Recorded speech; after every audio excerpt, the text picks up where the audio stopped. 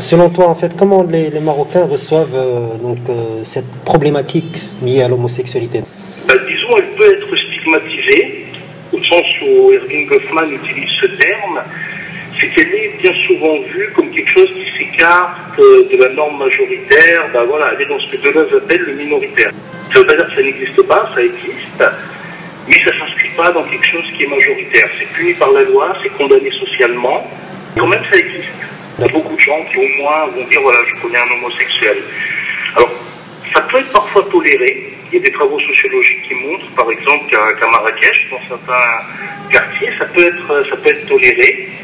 Mais après, dès que c'est pas discret, dès que c'est dans le revendicatif, dès que, par exemple, il y a des gens qui même affichent un côté efféminé, même s'ils ne sont pas homosexuels, c'est très très mal vu. Parce qu'on s'écarte de la norme majoritaire, de cette virilité masculine extrêmement parfois agressive, et qui exhibe en tant que telle,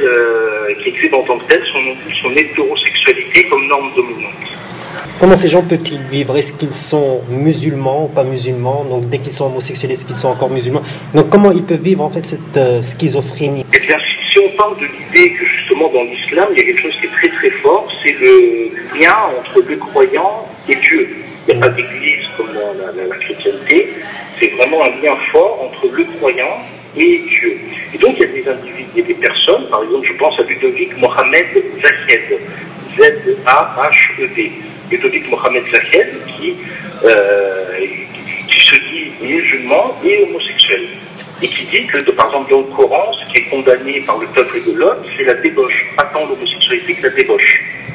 Il y a des gens qui arrivent à combiner sans aucune culpabilisation. Alors, ils sont passés parfois par de la culpabilisation, parce que la société dans laquelle ils vivent condamne l'homosexualité. Ça veut dire, quand on dit à un moment que les sociétés sont musulmanes, il y a parfois des lectures, des interprétations de l'islam qui sont majoritaires et par exemple condamnent l'homosexualité. Mais il y a des personnes qui sont musulmanes qui à un moment ne sentent pas sentent qu'elles sont dans le péché parce que leur environnement social les fait culpabiliser.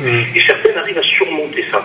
Arrivent à se dire voilà, je suis musulman, je suis homosexuel, c'est entre moi et Dieu. Pour ceux qui n'arrivent pas à dépasser ces caps, c'est là où à un moment s'installe un mal-être, c'est là qu'on peut avoir des tentatives de suicide, c'est là où on sombre dans la dépression, c'est là aussi un moment où on s'en va.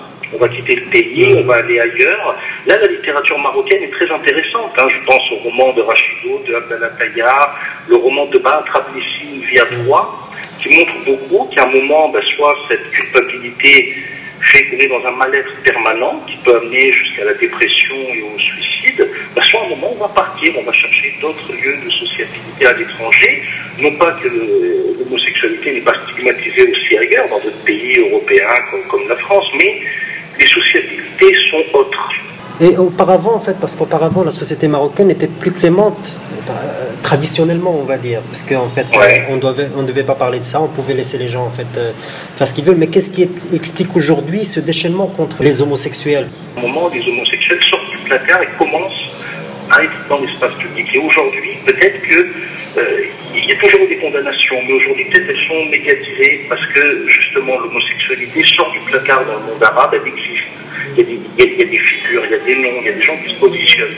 Et c'est peut-être pour ça qu'on a l'impression qu'on condamne plus. Parce que l'homosexualité est beaucoup plus visible. Parce que peut-être que les sociétés arabes rentrent justement dans cette ère de post-colonisation où à un moment on rentre un peu dans l'universel. Et bien dans l'universel, il y a le pluralisme. Et le pluralisme, ça sous-entend qu'il y a des corps minoritaires qui à un moment eux aussi existent, qui sont visibles dans l'espace public.